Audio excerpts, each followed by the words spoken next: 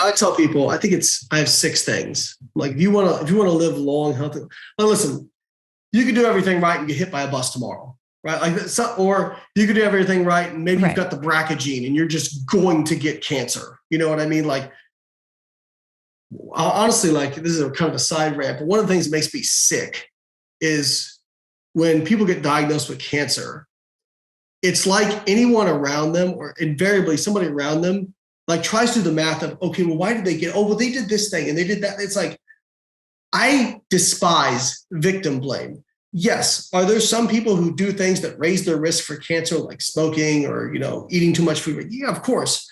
But like people who are like, oh yeah, well, they drank Diet Coke. So, that's why they got, it's like, just stop. But if you want to, really. And it's an oversimplification. Again, it's an oversimplification of the process. Exactly. Yeah. So I think I tell people, I worry about the big stuff first, right? So to me, I think it's six things I usually say. We'll see if I can remember them all. Exercise, be active. Don't eat like an asshole. Now, that's me being kind of abrasive, but don't eat too many calories overall. Get enough sleep. Don't smoke. Limit your stress, and don't drink too much alcohol. And if you do those six things, and don't drink too much alcohol and or drugs. If you do those six things, you're doing better than 99.5% of the population. Like a 99.5% of the population, I would bet, cannot say that they do all those six things well. But that's not really sexy. It's not like, oh, we'll just restrict your feeding window to 2 hours, and that's going to do all these little, things and mechanisms and whatnot. And as attractive as that is, because I think people like to believe that there's like a magic hack or whatnot, it just boils down to the big bricks. It's kind of like what you were saying before with the finance example. It's like, I remember, many paths to Rome. Yeah, there's many ways to do it, and it's about playing the long game. It's not about doing these little short. And I'm a bit of a word nerd, so I don't like the word hack, because if you were to hire a hack, if you were to hire a surgical hack, like you would never want someone to be a hack in your electrical system in your home, or if someone was performing heart surgery, you wouldn't want them to be a hack. This implies poor work, that they're not dedicated to excellence and they're looking for shortcuts. And I think that, in the world of Amazon Prime and Uber Eats, like I think that we have become accustomed to this like immediate gratification. Like my body should show up next week. If I've had 10 salads this week, I should get it next week. I should be where I want to be, or I should be able to order whatever food, and I'm going to look, So I think that there's, we have to unhitch, I think. And I knew that we were always going to kind of come back to this, but I'm going to pull it in. But we have to unhitch ourselves from this instant gratification, because, to grow muscle, like I remember competing, I was a figure competitor when I was a brief stint. I was in New York City and did the NPC figure. Like I wanted muscle, man. Like all I wanted was to put more plates on that damn leg press. And it was so hard, and it took so long. And it's still like I've been lifting weights forever, and like the measly little gains that I would say that I have a decent squat, I have a decent hip thrust, all that, but I've worked for it. Like I've worked and it's been years and years and years. It hasn't, and maybe that's just a parable for life, at least for me and my constitution, but anything that I've ever had that has been worth having has taken a lot of work. My degrees, my business, my muscle mass, all the things. It's taken a lot longer than most people that would like to admit anyway. And I think this wraps up in the conversation of weight loss, because I get it all the time. People are ambivalent about change, right? Like they want the change. They're like, I want to feel good in my skin. I want to lose this fat. And so they have these sort of positive feelings about that, but then they're ambivalent about the change, right? Like there's these like belief systems and these sort of rackets that go on in their head about why they can't change, who they are, why it hasn't worked for them, what will be different this time, all these different things that are like bouncing around like tennis balls in their head. So I was speaking with Ethan Suplee. I don't know if you're familiar with him, but he's a Hollywood actor. I don't know if you've ever seen the movie Remember the Titans. I've heard of the title. I don't know, So but I haven't seen it. Yeah. he's been in a lot of movies. He was very obese. So he was over 500 pounds. And now he looks like a superhero. He's like 220 and very well built. And he has a saying. So he has a podcast called American Glutton that I've been on. And I really like what he says because he's done all the fad diets. He's done everything. And he talked about what finally really made him have long-term change. And it really boils down to he had to become a different person. Literally. Yes. Most people want the change. They want the outcome, but they want to drag their old habits and behaviors behind them. And you can't. You have to, if you talk to somebody who's been an alcoholic, they will, and they now are sober, they will tell you that they are a different person now. They just put it in their mind, I am not this person anymore. Because you can't hang out with the same friends. You can't have the same belief systems. You can't have the same habits. You got to totally change the way you do everything, right? And the same thing went for food. And so Ethan has a saying, he'll post a picture of himself in the gym and he says, I killed my clone today. So when he says that, he's talking about the old him, right? So he had to reinvent who he was. And there was a systematic review published by a researcher named Marie Spreckley out of the UK. Fantastic systematic review. So what she did was interview people who had either had success with long-term weight loss and maintenance or had not. And then she identified like the major positive reinforcers and the major negative reinforcers.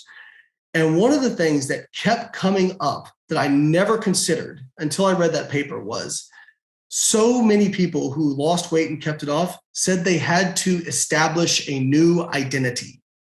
And I never even thought of it that way.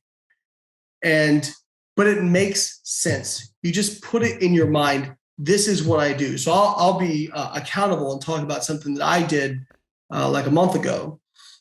So I grew up in a home where my parents they loved me, but they were yellers. Like when they got upset, they would yell. And so that's who I was. If I got upset, I'd raise my voice, I would yell, and I'm ashamed to say I've yelled at my kids many times. And I was speaking with my friend, John Deloney, who's a mental health expert. And he said, and one of the posts he put up, he said, yelling is a form of abuse. And he had said, people ask me how to stop yelling at someone. How do you stop hitting someone? You just decide this isn't who I am.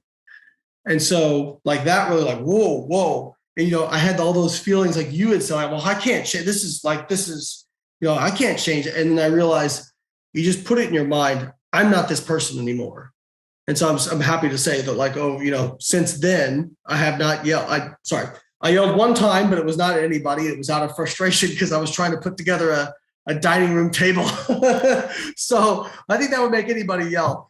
But no, it's about you establish that different identity and you just decide that's who you are. And I'll talk about this with exercise. I tell people, I had somebody ask me the other day, man, how are you so motivated all the time? I said, well, the key is I'm not motivated all the time. In fact, I can't tell you how many times I go to the gym and go, yep, don't really want to be here. But I've made it part of who I am. It's not a question of whether or not I'm going. I am going because it's part of who I am and what I do. Just like I brush my teeth every day because it's part of what I do. I don't brush my teeth because I'm motivated to brush my teeth. I brush my teeth because I know if I don't, over time, they're going to look like crap and they're going to feel like crap and I'm going to spend a lot of money getting them fixed. Same thing applies to your body, right? You don't take care of it, it's going to go to crap and you're going to spend a lot of money trying to fix it. So I think if I could get people to take one thing away, it would be really think about like, who is the person you want to be when it comes to your health or body composition, whatever it is. And then think about what do you think that person's habits and behaviors look like? I'm not saying you got to be perfect straight away, but maybe you start incorporating some of those habits and behaviors and it's not going to feel good. Change never feels good, even if it's a positive change.